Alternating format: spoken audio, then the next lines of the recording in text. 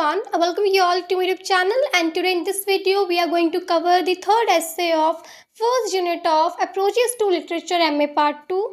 The very first two essays, the beginning and readers and reading, were already explained and uploaded on my channel. So now it's time to learn the third essay, which is the author. Okay, so before starting further, let's just know about its background. थोड़ा सा जानते हैं कि आखिर ये जो work है the author ये क्या है, कहाँ से लिया गया है और इस वर्क में हम आगे क्या रीड करने वाले हैं।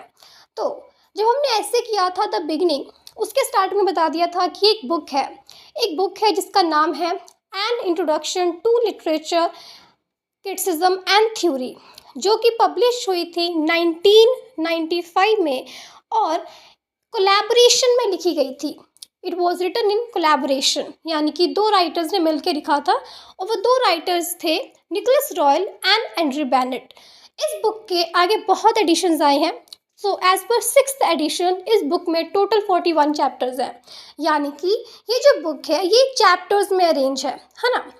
और ये जो वर्क है दी ऑथर या फिर the beginning, readers and reading and the text and the world, ये सारे ही इस बुक के चैप्टर्स हैं। यानी कि उस 41 चैप्टर्स में से ये 4 चैप्टर्स निकाल के हमारे सिलेबस में इंक्लूड किए गए हैं और जिसे हम एज एन एसे एक्सप्लोर करेंगे।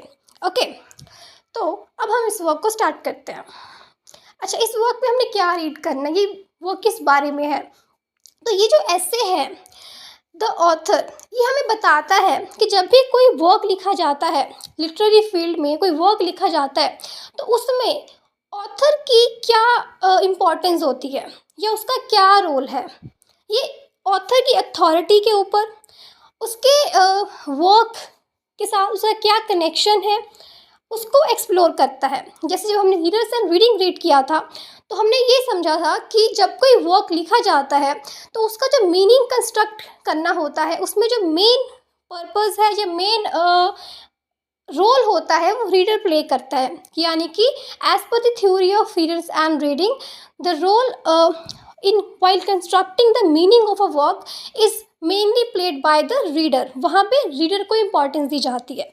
वैसे ही अब इस वर्क में, यानी कि इस एसे में, जब हमने किसी वर्क का मीनिंग फाइंड आउट करना है तो उसमें ऑथर का क्या रोल होता है, क्या वो इम्पॉर्टेंट है, क्या वो इम्पॉर्टेंट नहीं है, इस चीज़ को हम समझेंगे आगे। तो वो हम ऐसे, जब हम ऐसे को एक्सप्लोर करेंगे तो इन दी एंड हम समझेंगे उसको। ठीक है, अभी स्टार्ट करते हैं।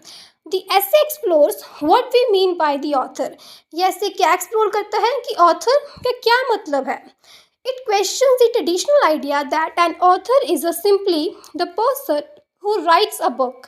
Instead, the essay shows that the concept of the author is complex, debated, and full of contradictions. थोड़ा सा और रीड करते हैं। The essay starts by asking, what is an author? Do we need to know who the author is to understand a text?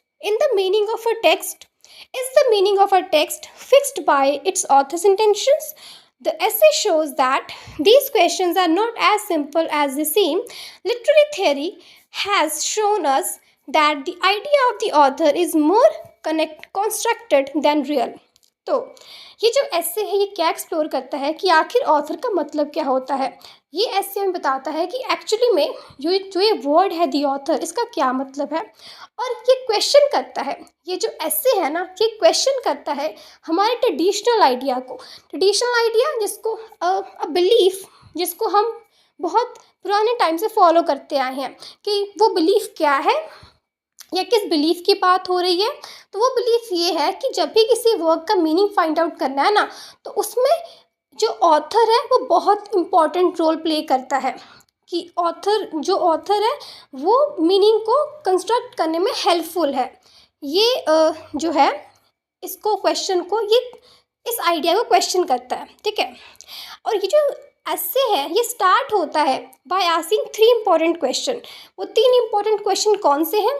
पहला question कि आखिर एक author कौन होता है। दूसरा question, do we need to know, क्या हमें ज़रूरी है ये जानना कि आखिर इस वर्क का ऑथर कौन है, उस वर्क को समझने के लिए। कि अगर हम किसी वर्क को समझना चाहते हैं तो क्या ये नेसेसरी है कि हमें पता हो कि उसका राइटर कौन है। तीसरा क्वेश्चन, क्या जो मीनिंग होता है किसी भी वर्क का, जो मीनिंग होता है वो फिक्स्ड होता है, यानी कि ऑथर जो मानता है, जो वो लिखना चाहता है, या जो उसके बिलीव्स है, क्या वही बिलीव्स, वही इंटेंशंस हमें उस वर्क में दिखाई देते हैं? क्या वर्क का मीनिंग ऑथर फिक्स करता है? ये क्वेश्चंस तीन जो है इस वर्क में सब स्टार्टिंग में पूछे गए हैं, और इसके आंसर्स भी हमें मिलेंगे जब हम इस वर्क को स्टडी करेंगे। तो ये ऐसे जो है हमें ये बताता है कि जो टर्म है ना दी ऑथर, ये इतना सिंपल नहीं है, ये कॉम्प्लेक्स है। ठीक है, अभी आगे traditional view, author as creator, इसको स्टडी करते हैं। Traditionally people believe that author is the origin of the text. The author's biography, intentions, and personality help explain what the text means. And this view treats the author like a godlike figure and who gives a text its full meaning. But this essay challenges this idea.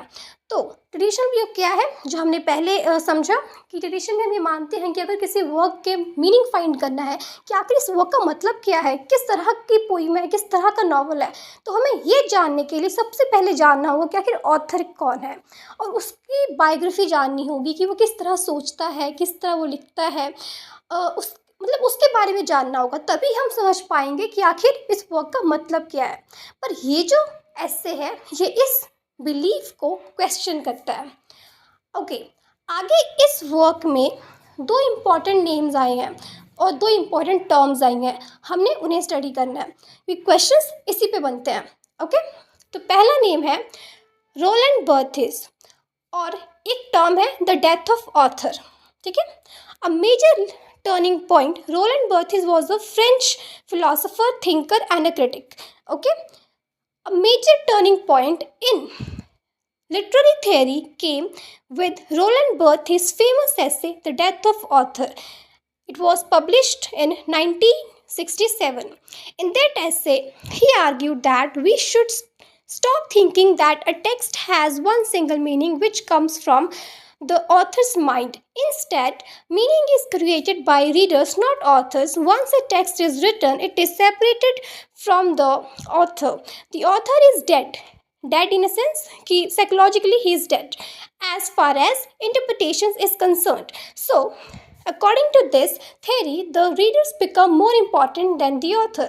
Simply बोलूँ तो ये क्या है, Rowland बर्थेस है, वो एक French philosopher है, उनका एक ऐसे है जिसका नाम है the death of the author. ठीक है, ये पब्लिश हुआ था 1967 में, और ये जो ऐसे है ये क्या बोलता है, यानी कि इसका क्या मेन व्यू पॉइंट है, तो वो ये है कि ये जो कहते हैं रोलैंड बर्थेस कहते हैं कि अगर कभी भी किसी वर्क का मतलब फाइंड करना है, उसका मेन थीम क्या है, मेन पर्पस क्या है, मेन मैसेज क्या है ना, ऐसे क्वेश्चंस का आंसर चाहिए, तो आपको ना ऑथर को स्टडी करने की ज़रूरत नहीं है कि ऑथर की बायोग्राफी जान लो, उसके बिलीव्स जान लो, उसने इस वर्क के बारे में क्या बोला है। जब भी कोई वर्क पब्लिश होता है तो कहीं ना कहीं जो राइटर्स होते हैं वो बताते हैं ना कि किस तरह का वर्क मैं लिख रहा हूँ, वो बताते हैं। तो ये कहते हैं कि ये सब करने की ज़रूरत नहीं है। ये कहते हैं कि जब एक बार जो वर्क है, जो बुक है, जो पोम है, जो नॉवल है मार्केट में आ गई, तो आप उस वर्क को स्टडी करो, भूल जाओ कि इसका राइटर कौन है, इसका ऑथर कौन है, उसको आप एज अ डेड समझ लो कि इसका ऑथर अब नहीं है। डेड मतलब क्या कि physically he is alive but psychologically when you are reading it then the author is dead, उसको कंसीडर करना ही नहीं है। ठीक है, the author is dead means कि जब आपने किसी वर्क के मीनिंग फाइंड करना है तो आपने उसके ऑथर को वहाँ से हटा देना है। ठीक है, उसको रिलेट नहीं करना है, को रिलेट नहीं करना है, वर्क और ऑथर को रिलेट नहीं करना है, सिर्फ वर्क को इंडिविजुअली स्टडी करना है, उसका मीनिंग फाइंड आउट करना है। तो ये थी first term, the death of author. अब सेकेंड टर्म है that is what is an author. एक क्वेश्चन टर्म है, व्हाट इज एन ऑथर, कि एक ऑथर कौन होता है, क्या है एक ऑथर। ये दिया था माइकल फौकॉल्ट ने। Michael Foucault was a French philosopher, historian, and literary theorist. He is one of the most important 20th century thinker, and his work is widely used in literary theory, cultural studies, sociology, philosophy, history, and even gender studies. ठीक है, Michael Foucault added a different view, इन्होंने different view दिया कि he asked why do we even care who the author is, हम क्यों even care करते हैं कि ऑथर कौन है। What functions does the author name serve, कि ऑथर का जो नाम है ये वर्क के मीनिंग फाइंड आउट करने में क्या हेल्प करता है, ये क्या फंक्शन प्ले करता है, क्या रोल प्ले करता है। Foucault called the author's name a function. He meant that the author's name is not just a name, it is a label that shapes how we read a text. For example, a story written by Shakespeare is treated very differently than a story written by an unknown writer, even if the content is similar. So, the author is a cultural and historical construct, not just a person. Simply बोलूँ तो ये क्या है, तो एक French philosopher है Michael फॉकॉल्ट, उन्होंने एक टर्म, एक क्वेश्चन को स्टडी किया या उस पर एम्फोसाइज किया, जो था व्हाट इज़ एन ऑथर, कि आखिर एक ऑथर कौन होता है। तो उनके अकॉर्डिंग एक जो ऑथर है ना, वो सिर्फ एक नॉर्मल इंसान नहीं है, वो सिर्फ एक राइटर नहीं है कि मतलब कोई वर्क पब्लिश हो गया तो ऑथर मतलब just not just a writer. उन्होंने बोला कि एक जो ऑथर होता है ना, वो एक लेबल है, एक लेबल है, एक कल्चरल एंड हिस्टोरिकल कंस्ट्रक्ट है। यानी कि इसको एक एग्जाम्पल की समझते हैं, जो कि लिखा हुआ है। देखो, अब एक मार्केट में एक बुक आई है, सपोज करो आप एक बुक रीड कर रहे हो, जो लिखी है, हम कोई लेटेस्ट राइटर की बात करते हैं, सपोज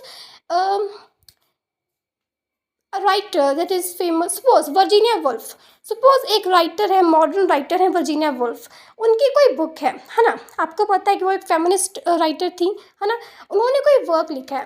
तो जब आप उस वर्क को रीड आउट करोगे, तो आप अगर वर्जीनिया वुल्फ को जानते हो कि वो कितनी फेमिनिस्ट थी, उनके क्या, she was a kind of isolated person, है ना, वो थोड़ा अकेले रहना पसंद करती थी, बहुत फेमिनिस्ट थी और क्रिटिकल माइंडसेट था उनका। तो जब आप उस वर्क को रीड करोगे तो कहीं ना कहीं आपके माइंड में एक इमेज आएगी वर्जीनिया वुल्फ की। आप उस वर्क को रीड करते समय उनके थॉट्स को भी रिलेट करोगे। और अगर आप खुद एक फेमिनिस्ट हो तो आप उस बुक को ज़रूर परचेज़ करोगे, है ना, आप उस बुक को ज़रूर परचेज़ करोगे।